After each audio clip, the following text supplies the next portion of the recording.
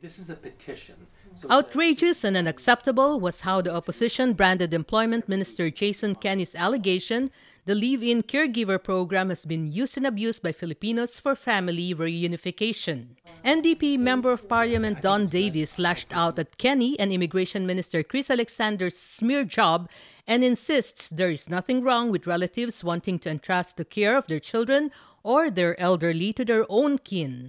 I think that it's totally outrageous. They've already made up their mind that they want to eliminate or reduce this program, and so they're looking for reasons to do it. So they're making up smears on people's motivation, and that's totally unacceptable in this case. Davis says instead of restricting the Live-in Caregiver Program, the government should instead improve it, which is why the NDP is launching a signature campaign to force the government to rethink their plan. We want the Conservative government to not make changes that would make permanent residency difficult for caregivers to get. We want changes made that give permanent residency immediately to caregivers upon arriving in Canada. We want them to be able to not live inside the employer's premises if that is their choice. And I personally would like to see caregivers bring their spouses and children with them either immediately when they come to Canada or very shortly thereafter.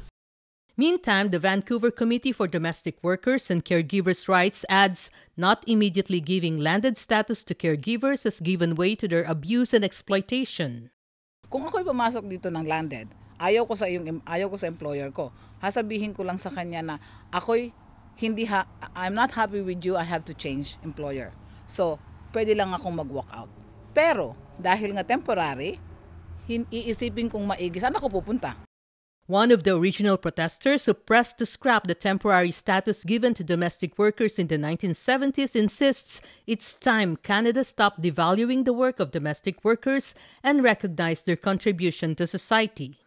Women's work has always been and mostly free. And mostly women of color do this work.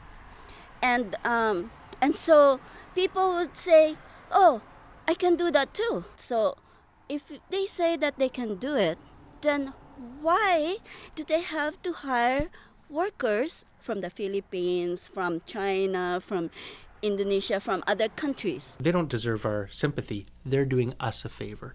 They are performing a vital and important service to Canadians, one that families count on in this country. And we should be dealing with them respectfully, and we should be facilitating their permanent residency and their citizenship, not denying them that right. Davis adds if government won't listen, Filipino Canadians can make them pay the price at the ballot box come 2015. Rowena Papasin, ABS-CBN News, Vancouver.